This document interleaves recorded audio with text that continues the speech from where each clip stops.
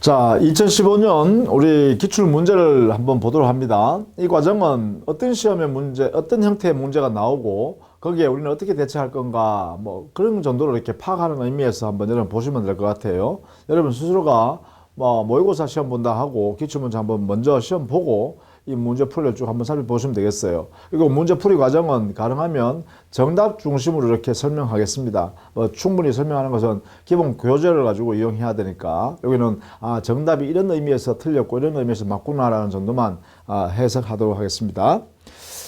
자, 41번 문제 보죠. 통정 허위 표시 무효는 선의 제3자에게 대항하지 못한다는 규정에 있는데요. 제3자에 해당하는 자를 모두 고른 것은 했죠. 이 제3자라는 것은 무효인 행위를 기초로 해서 그렇죠? 통정 허위 표시에 의해서 무효인 행위가 있잖아요. 이 무효 행위를 이것을 기초로 해서 새로운 법률 행위를 즉 새로운 법률 행위를 통해서 새로운 법률 관계를 맺어야 돼요. 이렇게 법률 관계를 맺은 이해 당사자, 그죠? 새로운 이해 관계 맺은 사람, 이 사람을 제3자라고 합니다. 이게요. 그래서 여기에 기억, 통정 허위 표시에 의한 채권을 가압류했다 하니까 가압류 채권자는요. 그래요. 가압류라는 새로운 행위를 했죠. 그래서 제3자가 되네요. 니은 통정 허위 표시에 의해 설정된 전세권에 대해서 그러면 전세권은 무효인 전세권이죠. 그 전세권에다가 저당권을 설정받았다. 그러면 저당권자는요. 새로운 이해관계는 저당권 설정 계약을 했죠. 그러니까 제3자가 되네요. 디귿 대리인의 통정 허위 표시에서 본인 당사자죠. 즉 통정 허위 표시인 대리 행위의 당사자가 바로 본인이 되어버리죠. 본인과 상대방이 당사자가 됩니다. 따라서 이건 제3자 아닙니다. 리얼 통정 허위 표시에 의해 체결된 제3자를 위한 계약. 제3자를 위한 계약이 제3자는 새로운 이해관계를 맺는 것이 아니고요. 제3자를 위한 계약 안에서의 일정한 이익을 받는 사람에 불과하죠. 따라서 제3자를 위한 계약 안에서의 하나의 이익을 갖는 사람에 불과하기 때문에 새로운 이해관계를 창출해내는 그런 사람이 아닙니다. 그죠? 그러니까 이것을 기초로 해서 새로운 관계를 맺어야 돼요. 반드시 새로운 법률관계. 이게 안 되면 안 돼요. 이것을 따라서 답은 1번 얘기죠. 자, 42번. 준법률행위에 해당되는 거 찾으라 했네요. 자, 준법률행위는 의사표시가 들어있지 않는 행위를 말합니다. 그죠? 여기는 의사표시가 들어가지 않는다. 그러면 어떤 거냐 하면 여기는 표현행위와 사실행위로 구성되어 있죠. 그래서 표현행위는 보통 의사의 통지, 관념의 통지 또는 감정의 표시 이렇게 나타내죠. 의사의 통지에는 뭐 각종 최고행위와 거절행위가 여기 들어가죠. 또 관념의 통지에는 각종 통지행위가 되게 됩니다. 여기. 그다음 감정의 표시는 뭐 용서 같은 거죠. 그다음에 사실행위는요.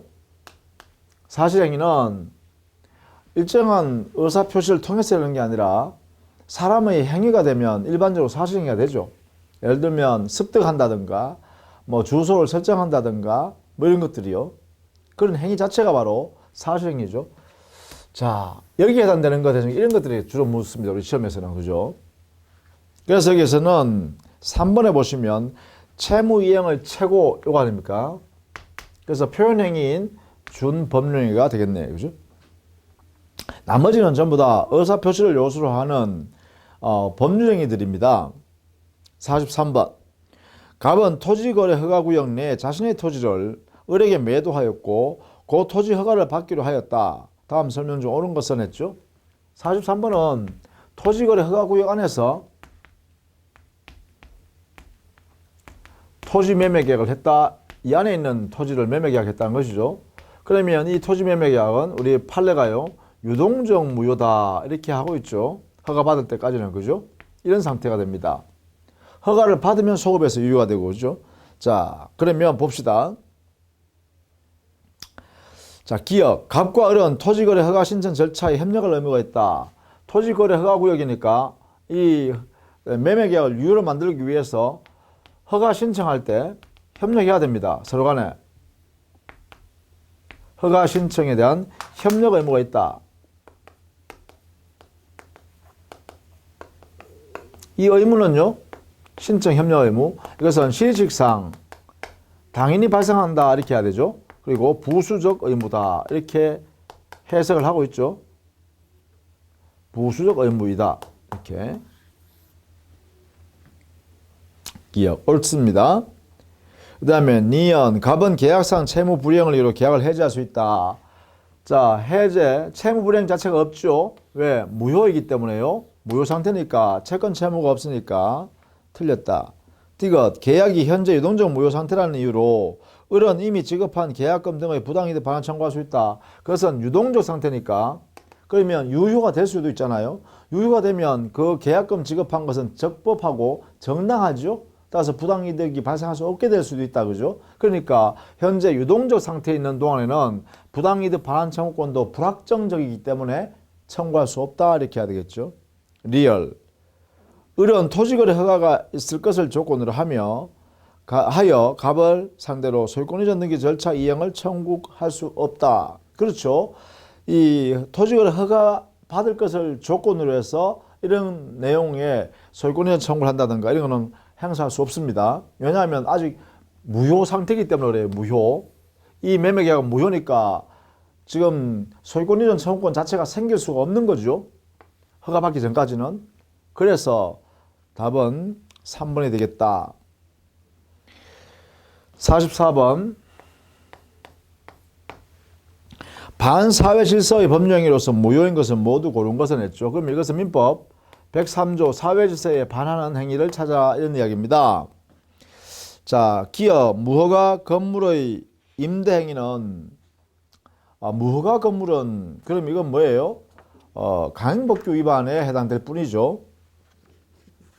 따라서 이 매매계약은 임대차 계약은 전부 다 유효입니다.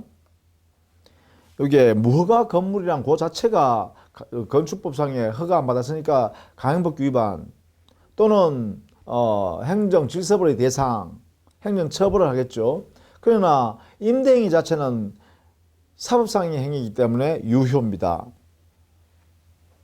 니은 처음부터 보험사고를 가장하기 위해서 보험금 취득할 목적으로 했으니까 이것은 뭐예요? 바로 사회질서 위반입니다.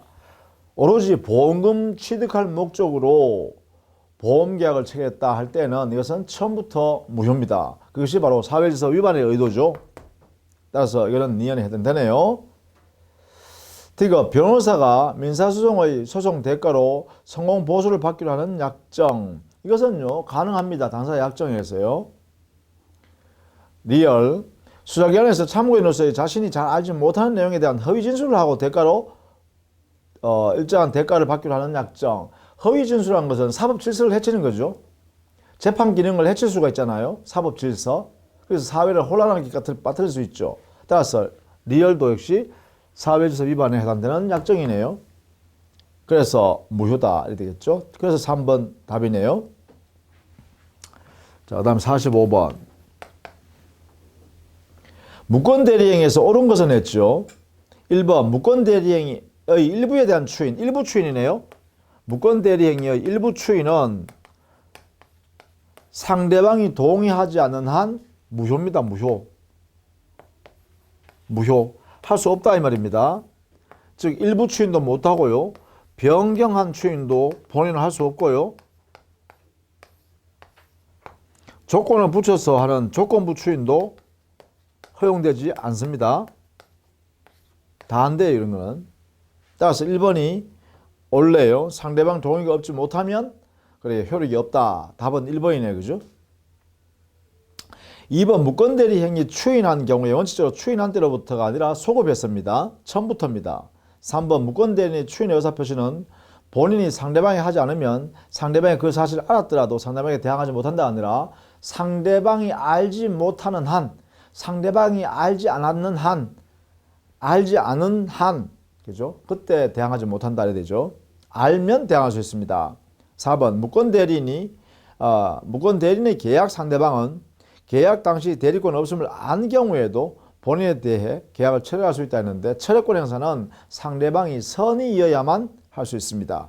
5번 무권 대리행위가 무권 대리인의 과실 없이 제3자의 기망 등 위법 행위로 야기된 경우 특별한 사정이 없는 한 무권 대리인은 상대방의 책임을 지지 않는다 했는데 무권 대리인의 책임은 무과실 책임입니다. 즉 과실이 없어도 상대방에 대해서 책임을 져야 한다. 이렇게 되죠. 자, 46번. 갑은 자신의 X 토지를 을에게 매도하고 중도금을 수령한 후 다시 B형에게 매도하고 소유권 등기까지 격려해 주었다. 이게 바로 이중매매죠. 이렇게 했잖아요. 갑은 을하고 매매계약을 1매매계약을 하고 다시 중도금을 받은 상태에서 2매매계약을 이렇게 했다 이 말이죠. 그러니까 갑은 부동산은 이중매매다 이래 되겠죠. 그래서 이 이중매매에 관한 법리를 지금 설명하고 있는 거네요. 틀린 것은 있습니다. 5번 보시죠. 만약 병의 대리인 무가 병을 대리하여 X토지를 매수하여서 하면서 갑의 배임 행위에 적극 가담하였다면 그러한 사정을 모르는 병은 그 소유권을 취득한다 했는데 여기에 병의 대리인이 이렇게 하고 이 사람의 본인은 병이다. 이렇게 해보세요. 그럼 이때는요, 이 두 번째 이 매매 계약이 적극적 가담 행위여야 하려면 이 사람이 적극 가담해야 되죠. 대리인의 행위죠, 이게. 대리인 행위. 대리인 행위에서 적극 가담했다면 이 매매 계약은 사회질서 위반 103조에 의하여 무효가 되죠.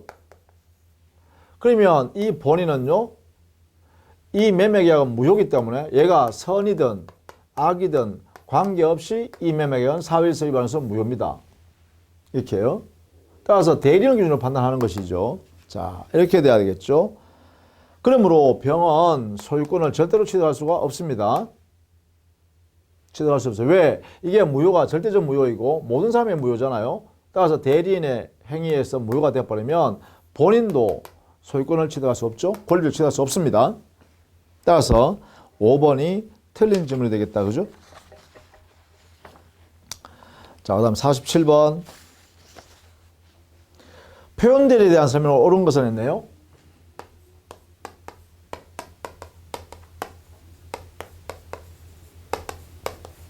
표현대리는 본인을 보호하는 제도잖아요. 자, 1번 상대방의 유권대리 주장에는 표현대리가 포함된다가 아니라 표현대리는 무권대리죠. 첫 번째. 무권대리이기 때문에 유권대리 속에 표현대리가 들어갈 수 없죠. 2번 권한을 넘은 표현대리의 기본 대리권에는 대리인과 같은 종류의 행위에 관한 것이 한다. 그게 아니라요. 기본 대리권과 자 126조 월권 대리입니다.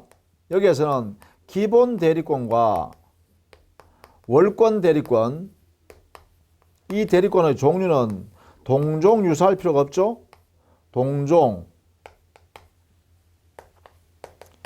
유사할 필요가 없다. 그죠? 전혀 별개의 행위라도 가능하다. 이렇게 하죠. 3번 권한을 넘은 표현대리의 기본 대리권에는 대리인에 의해 선임된 복대리인의 권한도 포함한다. 즉 복대리 제도에도 126조가 적용된다. 그죠? 왜냐하면 복대리 제도도 그냥 보통의 대리 제도입니다. 따라서 이미 대리에 관한 내용들은 전부 다 이게 적용될 수 있는 거죠. 그러므로 126조 당연히 복대리에 적용된다. 이렇게 해석해야 되죠. 옳은 질문이네요. 이렇게.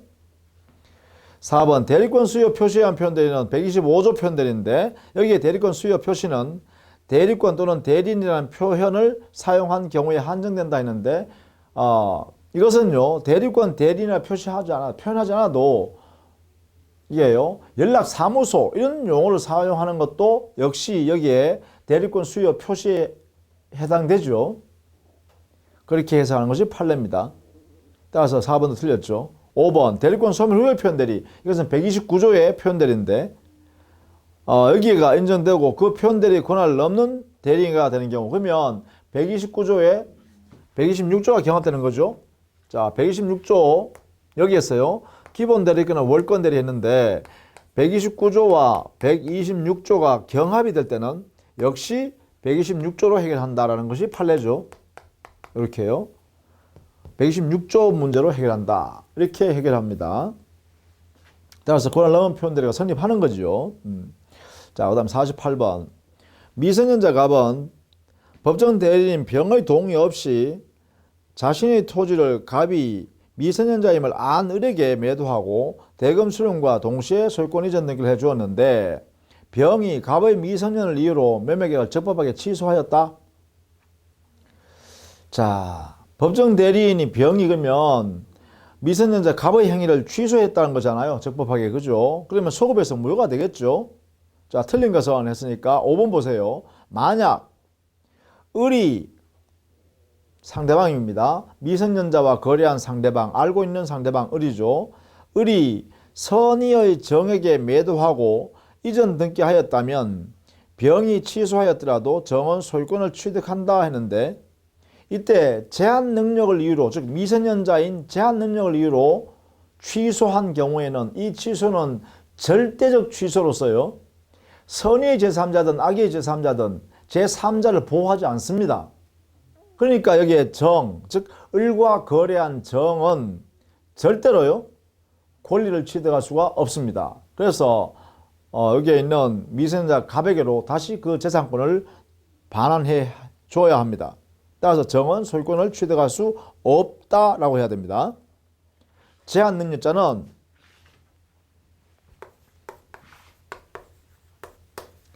제한 능력을 이유로 취소한 경우에는 이 취소는 절대적 효과가 있다. 절대적 효력. 소급합니다. 그것이요 선이든 악이든 제3자는 보호하지 않는다. 보호를 포기한다. 이런 얘기입니다. 절대적 취소니까 제한 능력자의 재산을 최대한 보호하겠다라는 의미입니다. 자, 49번. 착오에 의한 의사표시네요. 착오에 관한 설명으로 옳은 것은 착오에 관한 문제는요. 민법 109조의 요건과 효과를 정리해 두라는 것이죠. 1번 매도인이 계약을 적법하게 해제한 후에도 매수인이 계약 해제에 따른 불이익을 면하기 위하여 중요분의 착오를 이유로 취소권을 행사할 수가 있죠. 이게 판례입니다. 따라서 계약 전체를 취소해서 무효로 돌려버리고 매수인은 계약금 지급한 것도 반환하라 이렇게 청구할 수 있고 손해배상 책임을 나는 책임 안 진다라고 할 수 있죠. 왜? 취소의 효과가 소급해서 처음부터 무효가 되어버리니까 채무 불이행 자체가 존재하지 않게 되죠. 그래서 1번이 옳은 지문이네요. 자, 2번에 표의자가 중대한 과실 없이 착오에 의하여 의사표를 취소했다면 이때는 불법행위 책임을 인정하지 않고 있습니다. 판례가.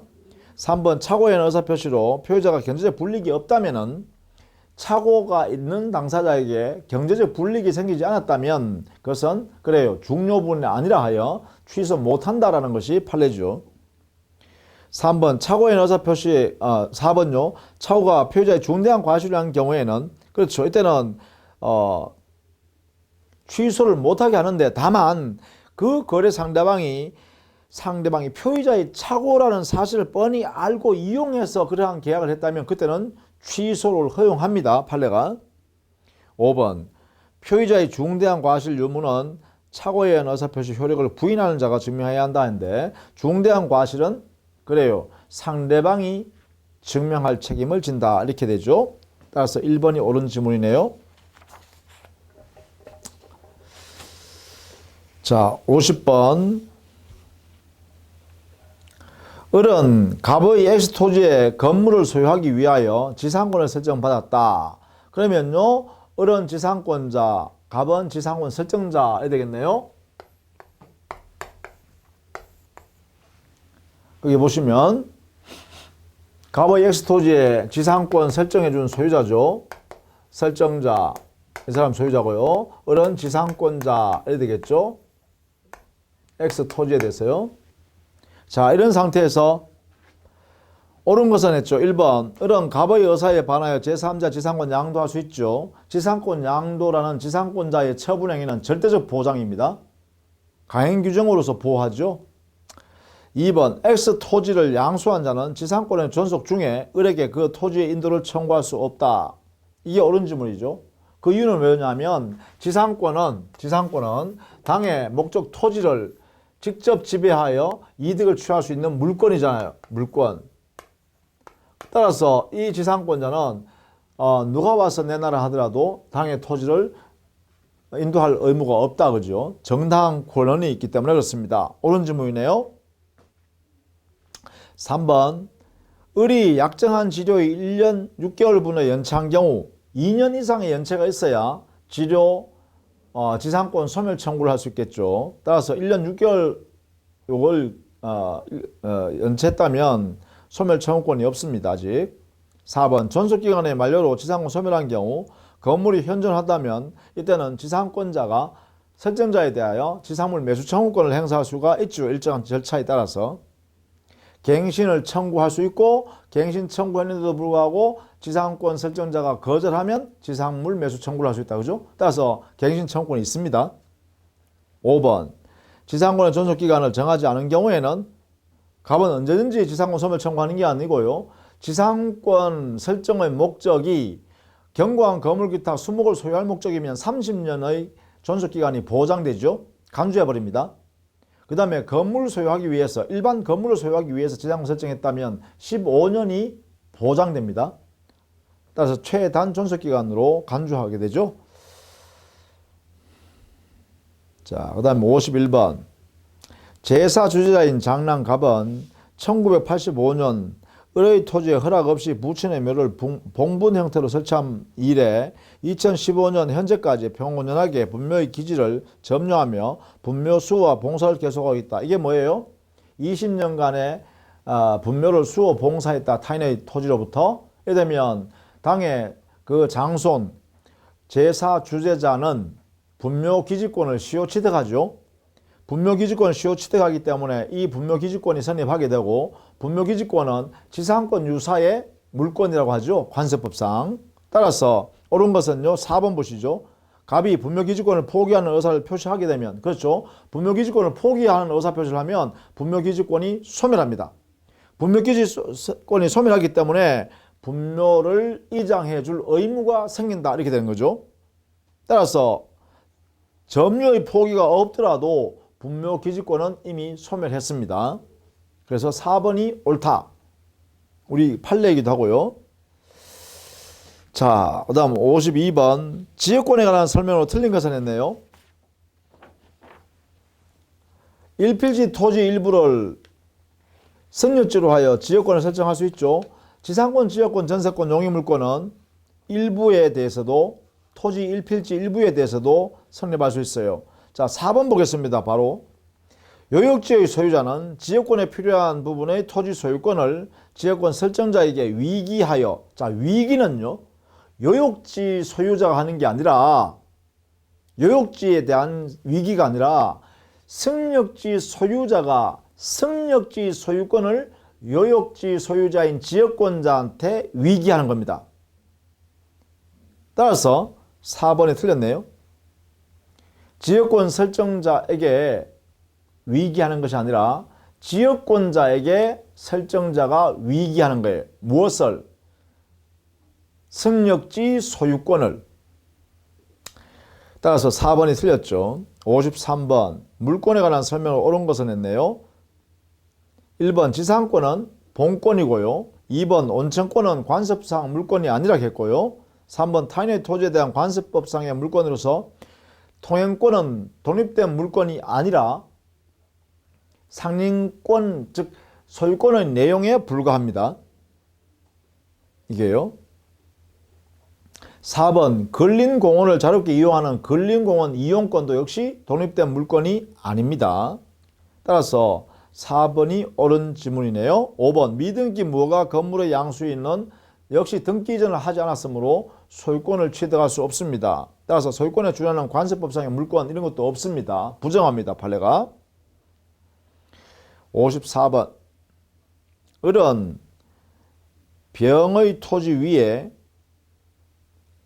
갑소유 X 건물을 매수하여 대금 완납 후 그 건물에 인도받고 등기 서류를 교부받았지만 아직 이전 등기를 마치지 않았다. 자, 그러면 대금은 완납했으나 건물은 등기를 하지 않았다 이 말이죠. 그렇다면 소유권을 취득하지 못했네요. 그렇죠? 틀린 것은 했어요. 5번 보시죠. 을로부터 X 건물을 다시 매수하여 점유 사용하고 있는 정에 대하여 갑은 소유권에 기한 물권 청구를 행사할 수 있다 했는데, 자, 매수인이 당의 목적물을 점유하여 사용 수익하고 있다면 그 매수인의 등기 청구는 소멸시효가 걸리지 않고 사용 수익을 계속할 수 있습니다. 이때 등기를 가지고 등기부상에 소유자로 등기가 있는 사람은 그 매수인한테 등기 안 했으니까 그건 내 거다라고 내놔라 할 수 없다 그죠? 그런데 그 매수인이 다시 등기하지 않은 채 그 목적물을 제3자한테 처분했을 때 종전의 매도인인 소유자가 그 제3자 전득자한테 야 소유물 내놔 반환해 할 수 있는가? 역시 못합니다. 왜냐하면 그 현재 전득자가 점유하여 사용수익하는 그 사용수익권도 역시 종전의 매수인이 가지고 있는 사용수익권을 그대로 승계받은 거잖아요. 그러니까 그 사용수익권은 바로 종전의 소유자인 매도인의 소유물 반환 청구권에 대해서 거절할 수 있는 권능이 포함되어 있는 사용수익권이죠. 그래서 물권적 반환 청구권에 대해서, 즉 소유물 반환 청구권에 대해서 거절할 수 있습니다. 그러므로 5번이 틀렸습니다. 55번 등기에 관한 설명으로 옳은 것은 그랬네요. 자, 1번 법률 행위를 원인으로 하여 소유권 이전 등기를 명하는 판결에 따른 소유권 취득은 등기하여야 하죠. 이행 판결이기 때문에 우리 민법상 등기하지 않아도 되는 판결은 바로 형성 판결을 말합니다. 2번 상속인은 피상속인의 사망과 더불어 상속재산인 부동산에 대한 등기를 한때 소유권 취득하는 것이 아니라 사망 시에 소유권 취득한다. 187조. 3번 피담보 채권이 소멸하더라도 저당권에 말소 등기가 있어야 저당권 소멸한다가 아니라 피담보 채권이 소멸하면 저당권은 부종성 때문에 당연히 소멸했습니다. 이것은 등기 말소하지 않아도 당연히 소멸한다. 이것은 187조에 의하여 등기 소멸 사유입니다. 4번 민사집행법상 경매 매수인은 등기를 하여야 소유권 취득할 수 있다. 경매 매수인은요, 경매에 의한 매수인은 경락대금을 완납하면 소유권 취득하죠. 등기 여부를 불문한다. 187조. 5번 기존 건물 멸실 후 건물이 신축된 경우 기존 건물에 대한 등기는 신축 건물에 대한 등기로 효력이 없다. 이걸 말하냐면 무효등기 유용을 할 수 없습니다. 이것은 표시란 등기의 유용에 해당되어야 되기 때문에 그렇습니다. 그런데 우리 법상 판례는 무효등기 유용에서 사항란에 있는 무효등기 유용만 가능하다. 표시란 등기를 유용할 수는 없다. 이렇게 하고 있죠. 따라서 5번 이것은 표시란 등기가 전제되어야 되기 때문에 유용을 할 수가 없습니다. 따라서 옳은 질문이네요. 56번 점유에 대한 설명으로 옳은 것은 그랬네요. 1번 점유자의 점유가 자주점유인지 타주점유인지 불분명하면 그래요. 이것은 객관적 권한의 객관적 성질을 가지고 판단해서 해결합니다. 그죠? 자주점유인지 타주점유인지 이것은 소유의사의 유무에 따라서 판단하는데 이때 소유의사 유무의 판단을 어떻게 하느냐? 그는 권한의 객관적 성질을 가지고 판단하는 객관설입니다. 이게 통설 판례죠. 따라서 내심적 의사가 아니다. 2번 점유자의 점유권에 관한 주장이 인정되지 않는다는 것만으로도 자주점유 추정이 깨어진다가 아니라 점유자가 입증 책임이 있는 게 아니죠. 왜냐하면 자주점유 추정을 받고 있기 때문에 그렇습니다. 자주점유 추정이 되면 그 추정되는 내용을 부정하는 사람이 입증하여야만 추정이 깨어집니다. 따라서 점유자는 추정받는 당사자이기 때문에 그 추정은 여전히 유지된다라고 해야 됩니다. 3번 점유물이 멸실훼손된 경우에 선의의 타주점유자의 경우가 아니라 선의의 자주점유자라면 현존 이익으로 배상하면 됩니다. 선의의 자주점유자에 한하여 현존 이익으로 배상 책임을 진다. 틀렸죠. 4번 악의의 점유자는 과실 없이 자기의 부주의 없이 과실을 수취하지 못한 때에는 그 과실의 대가를 회복자에게 보상해야 한다. 자, 악의의 점유자는요, 자기의 부주의에 없는 경우라면 손해배상 책임을 지지 않죠. 따라서 대가를 지급할 필요가 없습니다. 자기가 수취한 것도 아니요, 또 이득을 본 것도 아니잖아. 또 자기의 부주의도 없죠. 그때는 과실 책임이 없으므로 손해배상 책임을, 즉 대가를 지급할 필요가 없다라고 해야 됩니다. 틀렸다. 5번 점유자의 특정 승계인이 자기의 점유와 전 점유자의 점유를 아울러 주장하는 경우 그 하자도 승계한다. 이거는 199조 내에 있죠. 즉 점유의 승계인은 자기만의 점유를 분리 주장할 수도 있고 또는 전 점유자의 점유를 아울러 자기의 점유와 함께 병합해서 주장할 수도 있습니다. 자유로운 선택입니다. 다만 병합하여 선택할 때는 반드시 전 점유자에게 하자가 있는 점유라면 그 하자도 고스란히 승계받아야 합니다. 따라서 옳은 질문이네요.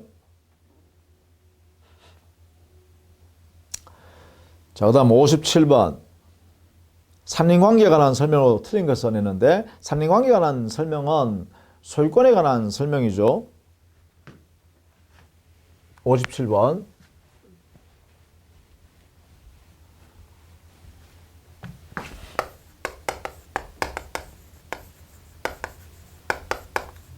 여기서 나온 게 상린권이죠. 상린권. 이 상린권은 전부 다 소유권에서 규율합니다. 소유권의 내용이다. 이렇게 보시면 돼요. 소유권 내용이다. 그리고 상린관계는 어디에만 적용되냐? 인접한 부동산 사이에 적용한다. 부동산 소유자 사이에 적용하고 이 규정은요. 상린관계 규정은 소유권에만 부동산 소유권에만 적용하는 것이 아니라 지상권이나 전세권에도 준용하고 있습니다.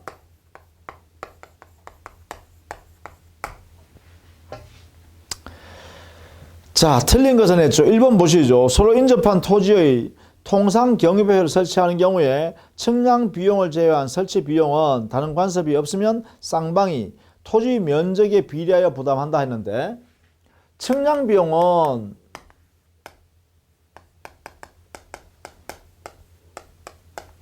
토지의 면적 비율로 분담하고요. 기타 설치 비용, 기타 담의 설치 비용은 일반적으로 균분합니다. 이게 원칙입니다. 따라서 1번이 틀렸네요. 우리 법 237조를 참고하시면 되겠습니다. 58번 시효 취득을 할 수 없는 것은 했죠. 시효 취득을 할 수 없는 것은 1번이죠. 저당권은 점유를 수반하지 않습니다.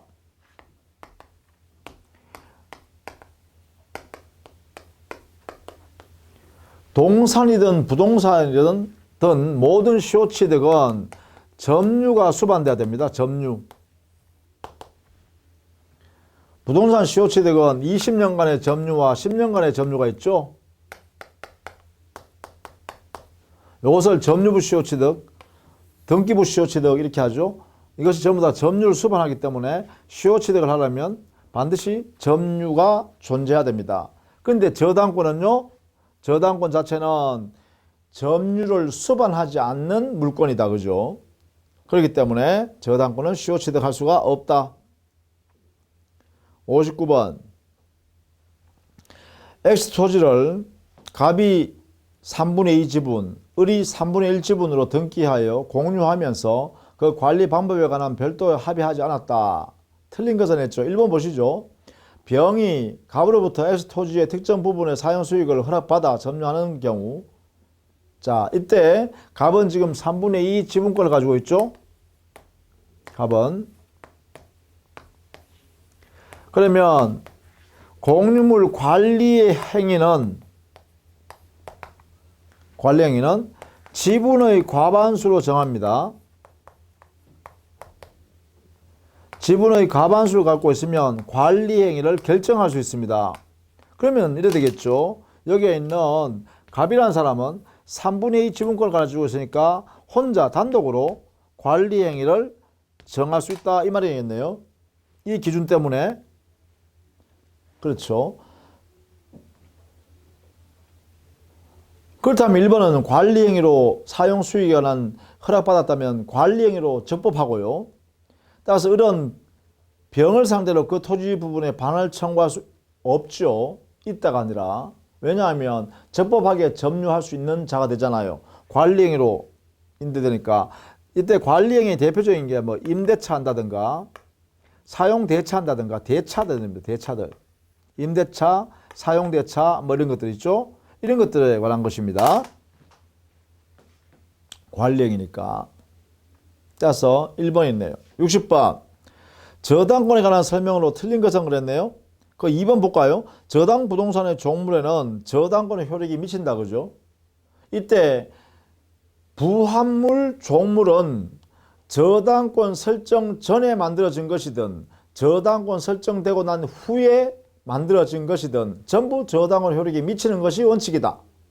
다만 당사자, 즉 저당권 설정자와 저당권자 사이에 당사자 합의해서 달리 정할 수는 있죠. 미리 부합물 종물을 분리해서 따로 하자라고 한다든가 다른 의사결정을 할 수 있습니다. 그러나 그런 특별한 약정이 없다면 부합물 종물에는 저당권이 설정된 전의 문제든 저당권 설정되고 난 후의 문제든 관계없이 모두 저당권 효력이 미친다. 이렇게 해야 됩니다. 그래서 그 부분을 조심해 둬야겠네요. 그리고 이 저당권 효력이 미치지 않는다는 약정을 했다면 그것은 반드시 등기를 해야 제3자한테 효력이 미치겠죠. 등기를 하여야 제3자한테 그 약정 내용이 효력이 발생한다. 이런 이야기입니다. 이게 바로 대항력이죠. 이게 또한 판례이기도 합니다. 따라서 2번이 틀렸다. 이렇게 볼 수 있겠네요. 자, 이렇게 해서요. 20문제 먼저 풀고요. 나머지 또 20문제는 또 다음 시간에 또 계속 할게요. 자, 수고했습니다.